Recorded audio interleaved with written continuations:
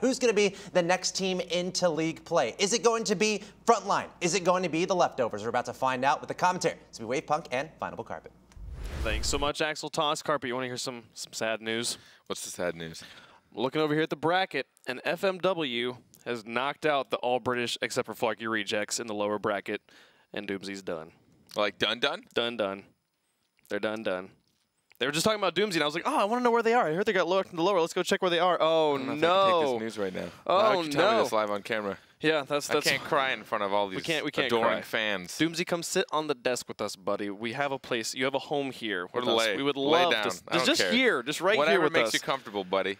But speaking of the people in this conversation, he comes up because of Snasky and the Supersonic Avengers just got beaten by the Leftovers to get to this situation. So that the old the new Supersonic Avengers, these guys are both on the old Supersonic Avengers, but Leftovers versus Frontline. Farrah gets knocked off the Leftovers after the last season. Now he's got a new roster, and they're the 4 and the 5 seeds coming into this tournament. Can you just imagine how good it would feel to be Farrah here and to knock the Leftovers into the lower bracket? Or how bad it would feel. Oh, those are the guys who are not happy about the server, so they're gonna remake the server. Well, we'll just do this again. Good timing, Maestro's boys. like, but I scored. Yeah. Come on, it counts. No, dude, you know how this works. So we'll get that game going here in a moment. It gives us more time to talk about Farrah versus Sicky and Snasky. I got Maestro over here with them now. So I'm most excited to see Maestro play. Just as a Maestro fanboy. I mean, it's not even everyone's a Maestro fanboy. You see how pretty that dude is. When we're talking about people we're fanboys of, Sicky, Snasky, Maestro, Farrah. Like I can think of situations with all of them where I was like, oh, that guy, amazing plays. Yeah, I can give you that one. But I think it's been so long since we've seen him. For those of you that don't know Maestro's storyline, essentially he had schooling and other situations going on after his team qualified for LAN. So he played their playoffs and then substituted out for their third-place match, what they lost. And then his team went on to become world champions without him. Yeah. And now he's not on. And now he's not on that team. Yeah. Now he's on a different team. And then they went and they had to play the whole summer without him as well. There was a number of tournaments in North America and in Europe that they were able to travel for, but they were not able to take Maestro with, and they had so much success there, and they were doing well on those sorts of tournaments and stuff. So he's just like, I'm not a part. I didn't even feel like a part of this team, And so then he finds a home here with the Leftovers, and Farrah, after getting knocked off the Leftovers, goes and picks up Chalsette and Bluey and says, let's make a run for it here, and he's going to try and get vengeance. I feel like just when we talk about the morale game or who kind of has the mental advantage coming into this, I feel like the Farrah has an objective in this singular game, not just to qualify for RLCS. Both of them want to qualify for RLCS, but Farrah wants to prove the Leftovers made the incorrect decision to knock him off and be like, no, I was what made your team work. Watch you guys not make it into the rival series because you don't have me. But to counter that, I mean, the Leftovers mentality should always just been the Leftovers mentality. They're just strong. They know how to play from being defeated. They can be crushed 2 games in a row and double Brazils back-to-back, and they're still like, I guess we should win the next 3. I guess we should just reverse sweep Frontline. We'll see if that happens. Let's not lose the next 3. That's like just how, I mean, that's what Snasky said the mentality was. When they reverse swept upside, he was like, I guess we should reverse sweep them now because we can't lose anymore or we lose. Well, we'll see if they are able to qualify for RLCS here in the upper bracket. One of these teams is going to move in, and the other team is guaranteed at least a spot in the rival series. But they both would love to compete for the big bucks, compete with the big boys. It's Frontline in the blue, Leftovers in the orange. Best of 5, first to win 3 games.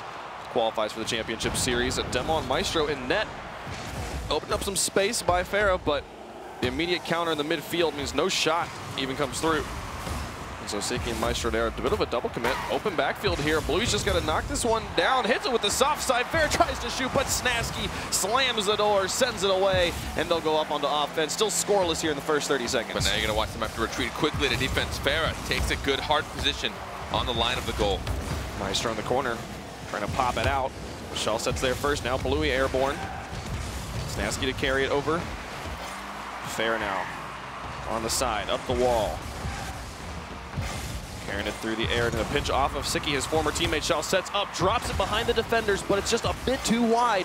He'll stay in the box, but nobody's scored yet. There's Chalsette finally with the pressure. A nice setup there by Bluey, and that's Frontline on the board. Both teams really ramping up when they need to, putting on the fire the moments they keep control, but this quick turnaround from Chalsette, he noticed that his teammate wasn't going to be there in time So he realized that he had to be the next one to take that shot, and it came across. He had a good angle. It was the best angle for him possible. The net was as wide as it could be, and they will get the first goal of the series. Neutral kickoff and a neutral follow-up. The ball spent a lot of time there in the midfield, but now the leftovers have a decent opportunity to score. Siki airborne drops this one just off the corner. It looked like he was going to have it as both goalies were grounded or falling back down and unable to move forward. But they'll dodge that one. They'll continue out here. Farah takes a shot towards the net, and Siki will get the save. Not much pace on that ball. Easy save for the veteran. Shell set to move this one through. I believe, if I'm not wrong, this is Bluey's debut appearance in RLCS. He is a rookie on this pitch, so most of the players here, veterans of the RLCS.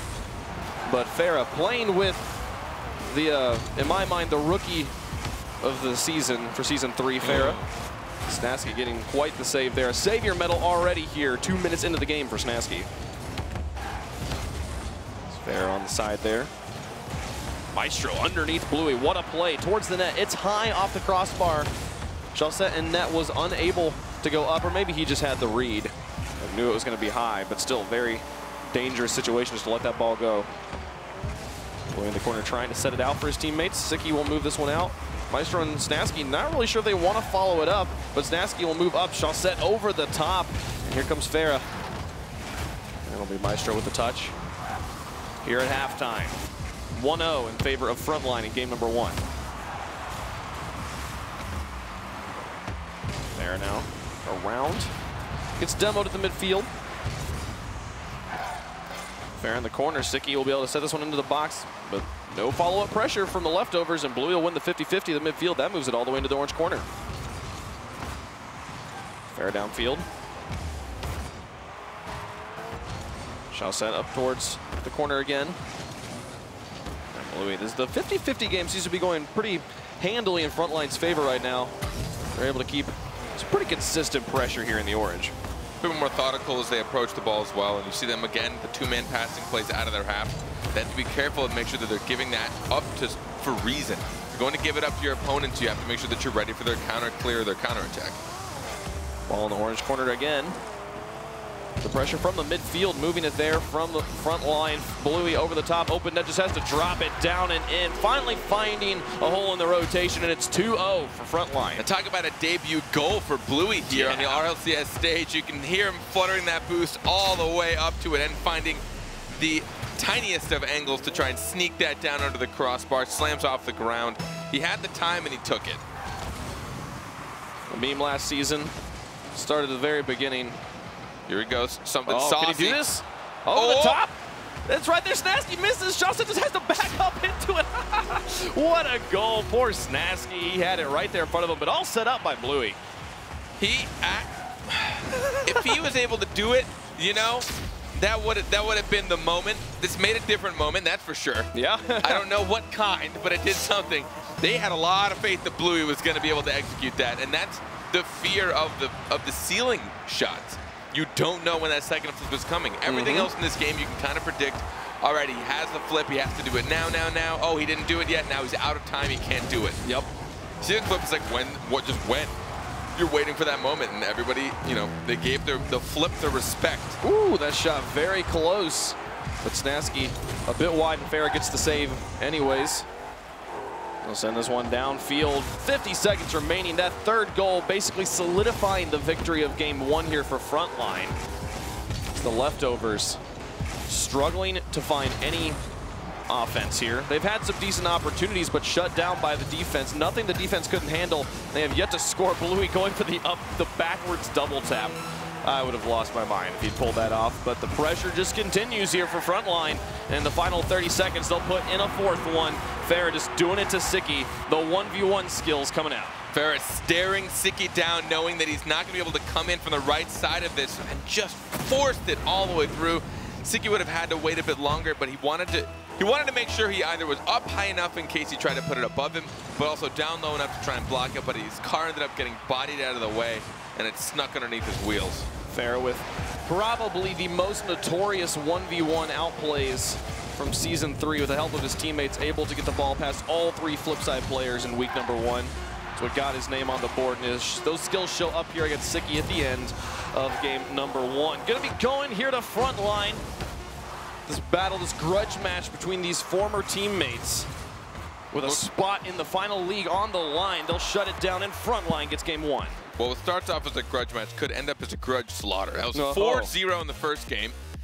It's looking heavily in favor of Frontline right now. The leftovers have a lot to catch up on.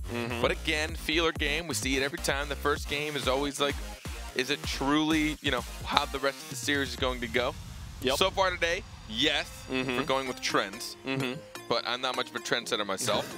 So we're just going to assume that leftovers are going to pick themselves up.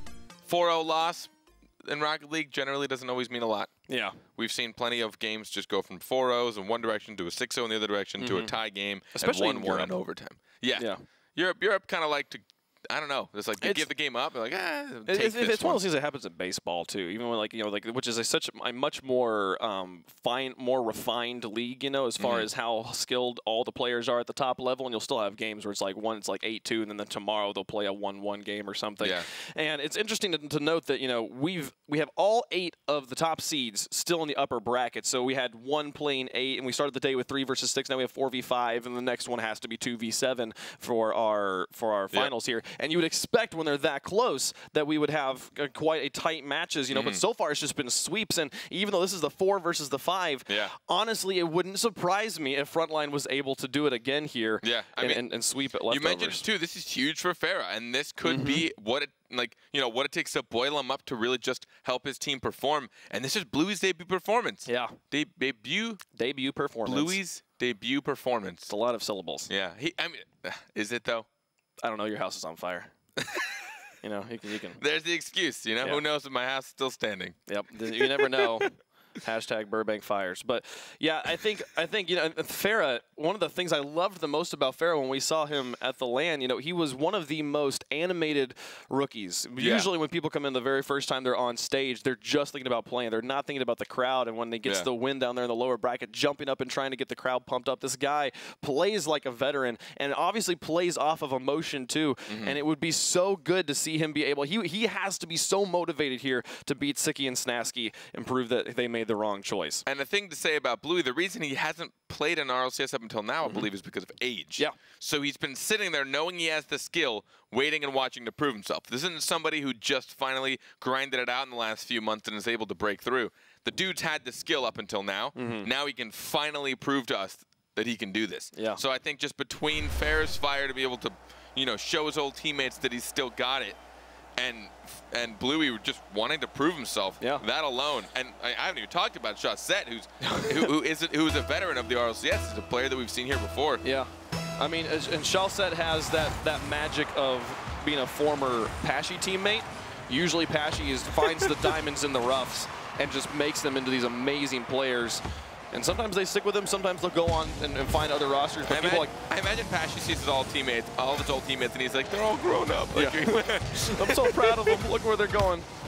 But Bluey, what a shot! Oh my goodness, from the corner. What a way to start game 2. Catching me off guard when I'm still trying to joke around at the beginning of the game. Bluey! People usually don't even bother dedicating boosts for those shots because they're so difficult, but he manages to find the angle and catch everyone in the leftovers off guard and grounded. First goal in 20 seconds. My goodness. Bluey having a good, fantastic debut performance here. Not just a good one, but a good, fantastic one. Fantastic. Let's just compound adjectives, my friend.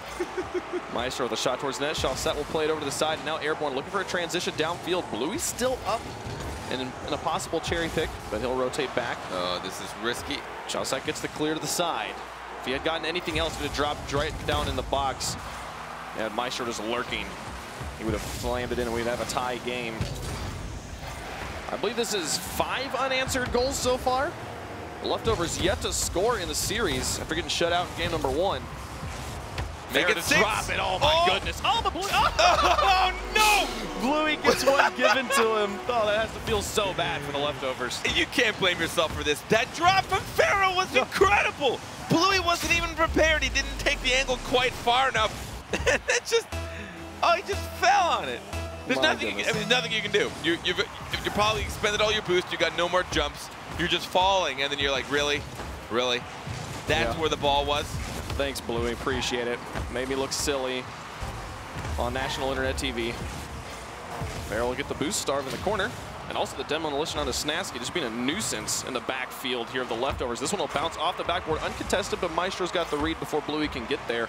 We'll go for the dribble play, get it past one, pass it to Sicky in the middle. Fair now. The top, Snasky to play it off the wall. It's out in the middle. Maestro misses. This will give ball control to Frontline. Bluey now up, over to the side, and back in. Shaw set, back towards Bluey. Snasky's there first, and Fair will play it back into the corner. And slowly we're seeing the leftovers working their way into the defense of Frontline. Sicky had the opportunity to score, but Bluey's zoning out the shot. And then they'll be able to move it back into the orange. They had so many good pushes into the corner, and then another push into the corner, slowly working their way across that midfield line, getting the demolition on the goalie, and then moving in, but still does not pan out for a goal here. And the drought continues for the leftovers. They do seem to be finally finding their groove. Up until now, they seemed like they were playing a bit strained.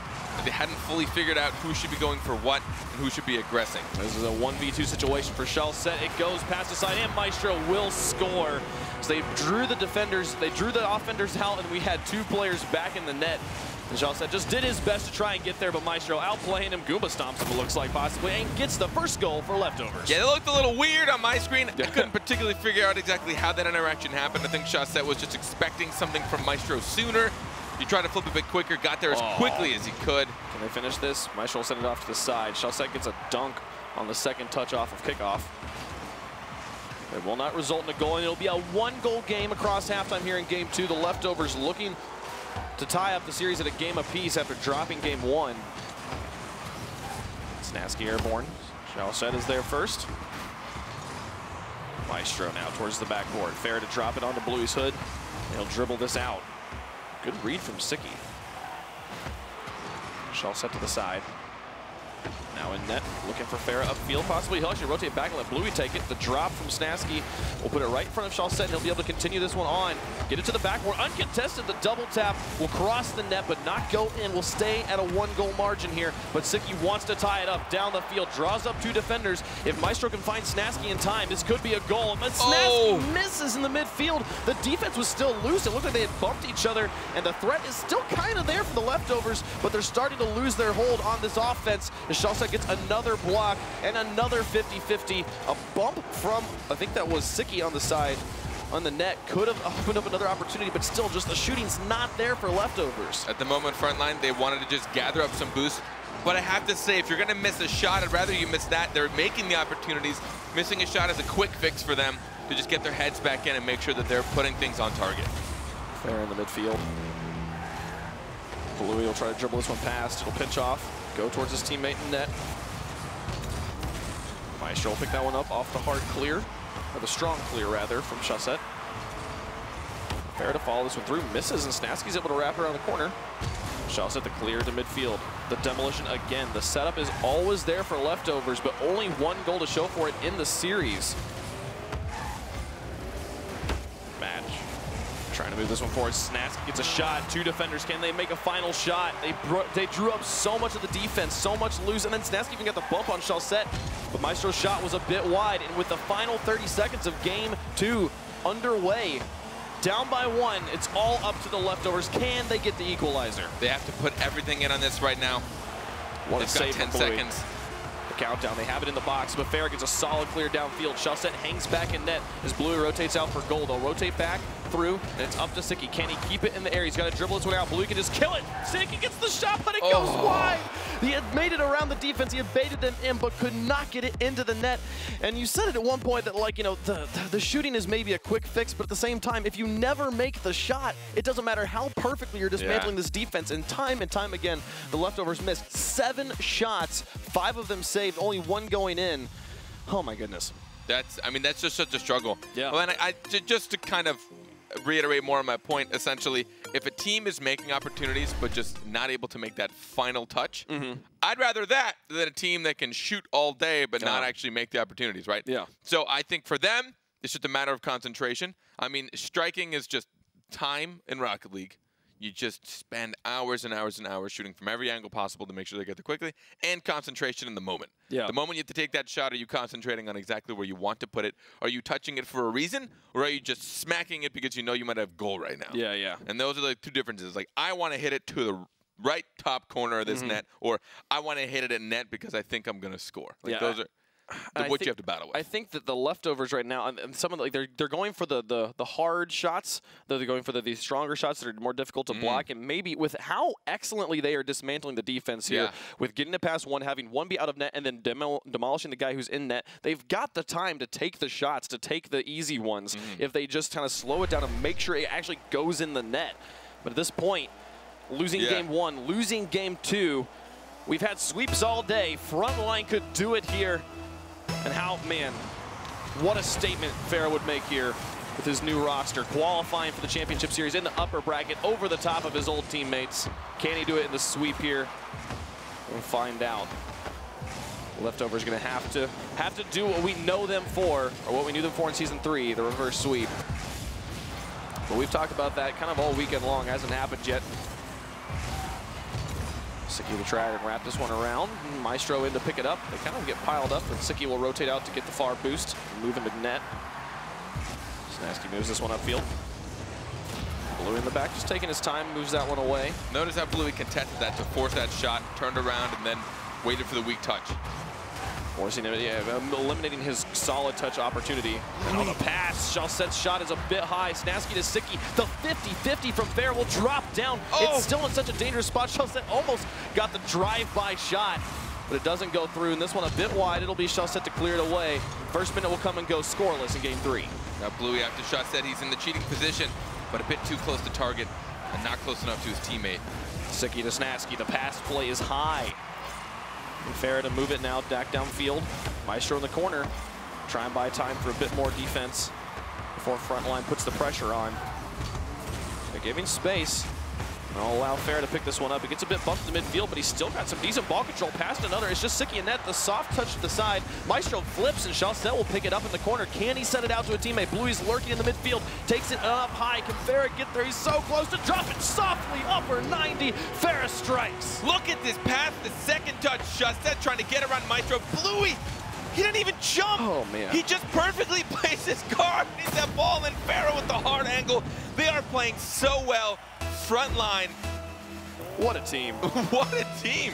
My goodness. I don't know what other phrases to use. What a team, I guess. Yeah, the guy, and the thing, we're talking about, Bluey's debut performance. Oftentimes when we see rookies for the first time, they're going up against other teams that of calibers that we're not as familiar with. But this is Siki, Maestro, and Snaski. Two, especially Siki and Maestro, two of the most storied players in Rocket League. And Snaski recently finding success in Season 3. These guys are all veterans that have been around since the beginning. And Bluey is playing like he's been playing at the top level this entire time. It's amazing to watch.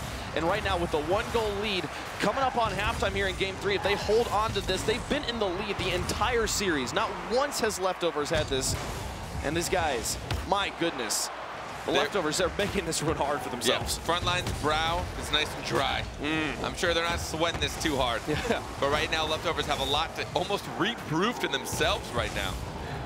Chalsette around the top. Snaski will put a bit of extra pace on it, but the 50-50 one out by Bluey. Farah lurking in the midfield, doesn't even need him. Look at Bluey dropping it in like a veteran. All right, we get it, Bluey. All right, I think you've done enough. Bluey's actually bananas.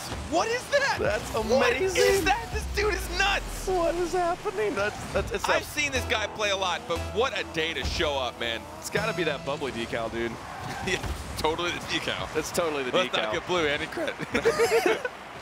I mean, it's Bluey wearing the decal. That's true. If I wear the decal, it wouldn't matter. Snaski's got ball control, but he's down by 2. He needs to get a goal. He needs to get a momentum change because right now, Frontline's just got it all. Chalsette and net be able to play to the side, but Bluey rotates in right behind him, and the defensive rotation just continues here. Now, Bluey in the corner, they got it past him, but Farah and net right back, and you can put their direction back in the way it came, put it back in the corner it came from, just reverses that rotation. And these guys just doing such a good job getting this away. And just look at the ball's spending so much time in the blue half right now, but not a single reasonable shot for leftovers materializing. Siki and Maestro have an opportunity here. Snaski goes up, but Bluey shuts it down, sends it away. And with 1:38 left to go, it's still 2-0 Frontline. The leftovers just keep pushing to the corner in the back wall. They're just waiting for some kind of mistake, but the moment that leftovers, or the moment that Frontline players are going to go for the clear, they push it to the corner, and then they get a 50-50 right after. So they keep gaining a bit of ground. Do it to him, Bluey. Get the third one here. He puts it up, and it goes high as Snaski was able to block it away. Bluey had outplayed in the 1v1 both Maestro and Siki. Snaski had to save them on the back line. The ferret in, off the setup, onto the backboard. Snaski wasn't even high enough, didn't have the altitude to block that one. And with the final minute of game 3, down by 2, Maestro right there, but they can't shoot. They can't get it in the net no matter what they do, no matter what Frontline's giving them. It just goes unanswered. They're not looking for each other. They keep looking for that. And there it is. Finally. Siki sees Maestro in the middle. Just as you were saying it, needing to find the pass play and needing to find the accuracy. It was the small ball play that works. That's the second goal they've scored this series. And they're still down right now. They're still down. They have to do it one more time. They got 47 seconds left. Plenty of time to work with, and they can play into 0-second time to keep the ball in the air. But it's so difficult with the defense the Frontline's been putting up and the inaccuracy we've been seeing from leftovers. And if we were to see Frontline score another goal right here and just immediately put it back up to a 2-goal differential, it's done. Frontline will be moving on. And as it is, they're probably moving on anyways, as leftovers have so much work cut out for them through. They're all 3 up. They have to play aggressive right now, but it just opens them up on the back line. Chalset puts it into the box, and Bluey just puts it back in again. 15 seconds left on the clock here. Can they finish this off? Fair takes the shot, puts it in. The nail in the coffin. Frontline gonna be knocking out leftovers, sweeping them in the upper bracket and moving into league play. The leftovers' chances go up in ash with this shot. Fair at this point, there's really not much leftovers can do. They had to just keep retreating. They had to keep playing defense. They needed to put everything they could into these last few plays, so they were playing some panic defense. They had no choice, but that is going to be it for them. I mean, of course, there's a chance. They want to run it off, but I think now we can run it off. Now? Yeah, absolutely. Okay, now definitely. I can't imagine how Farah feels right now. Siki and Maestro just stopping their cars. They know it's over. They are done with this one. And the game going to Frontline, the sweep. 3 sweeps so far. You'd think with us having our top 8 seeds in the upper bracket, we'd have a little bit more competitive matches here. But so far, it's been one team with a stranglehold on the other. And the Desk just needs to stop predicting these game 5s. Apparently, yeah. I mean, predictions don't even matter at this point, I don't think. It felt like the leftovers were just too dedicated on making something up on their own. Yeah. They really weren't playing as well as a team. There were so many times where I'd see just a shot going to target when they had a player just a little bit to the right that could have redirected. And as much as, even if you think, hey, they're going to block that redirect, that's still going to make a goalie make a worse touch or a worse reaction or a slower reaction. They're going to have to wait until they see the redirect make contact before they can react. So they're going to use more boost. They're going to be in a worse position, and they won't just be able to smack it back at you as easily. Yeah, sometimes they can if they're good enough or if the situation allows for it. But generally, it's going to be way harder to block that redirect. So, just so many times, it's like, I'll just put it on net or put it close to the net. They weren't looking for their teammates. They kept just driving into the corner for the back wall, which at this point, pro teams can deal with for pretty much 3 hours straight. Yeah. So they just struggled really to kind of work together, it felt like, and Frontline had no problem with it. And Bluey, honestly, I don't mean to call carries, but that dude really showed up today. It was amazing to watch him play. He's got to feel so good. Farah's got to feel so good. They all have to feel fantastic, making it through the upper bracket. The clean sweep here over a veteran roster, and well done to Frontline. They qualify for league play. But let's head back to the desk. I want to hear what they've got to say. Yeah, Frontline with a 3-0 sweep there in their match. Very nicely done. That's the 3rd sweep we've seen today, this time taking out the leftovers. We talked about it on the desk before the match happened. We're like, all right, it's probably going to be close. It's number 4 versus number 5 seed, but no, Frontline with a very comfortable 3-0 victory to go into league play. Congrats to them. And I got to say, Bluey showing a lot of highlights, which is really fun. Speaking of which, let's take a look at the Mobile One high-performance replay from that match. Frontline into league play, their RLCS. So we all knew that Bluey was good, but we didn't expect this type of showing. He probably could have a top 5 plays for the week just on his plays throughout this series. Some incredible goals, and the leftovers looked really sloppy throughout. Sloppy is an understatement. It was ugly coming out from them. You thought, you know, you bring in a player like Maestro, it's going to help clean some stuff up, but they just all over the place, and a lot of it, no offense to Snasky, just weird touches, interesting reads that weren't going through, and no offense, but Frontline picked them apart on every single mistake. And Bluey right there with that like zero angle shot, basically just finding that placement. Then the passing from Ferrer. Those two on the offensive end were doing work. Bluey, obviously, that was an own goal that he got a little lucky, but then this shot, he goes off the back wall and comes back around the ball to throw it in. There's probably 10 players that can probably make that shot right now. And he's never been in the RLCS. He's the first rookie so far from Europe that we will see, and he made a huge impact on this series, and I expect him to make a huge impact during league play. Did he try to qualify last season? Or yes, with Doomsy and Sebadem. So he did try to qualify, but this is his first time officially playing in RLCS. And that's what's fun about Rocket League Esports especially. We're always looking out for those names that are rising up, that are going to be the next Devo or you know, be these top players, making these top plays. And Bluey showing a lot of awesome stuff there. Very young player, which makes me particularly excited to see how they do in league play. And speaking towards that, Frontline, how do you see this roster based on how they played there? Obviously, we talk about sweeps and like, okay, how strong is this competition? But compared to the other European teams, how do you think Frontline stacks up against the rest right now? They look like a middle-of-the-pack team. They looked really good today. It looked like it was probably the leftovers that were extremely weak. And you can't expect that play from Bluey every single time. He really stepped up huge. And I would seem like that would probably be toned down most of the time.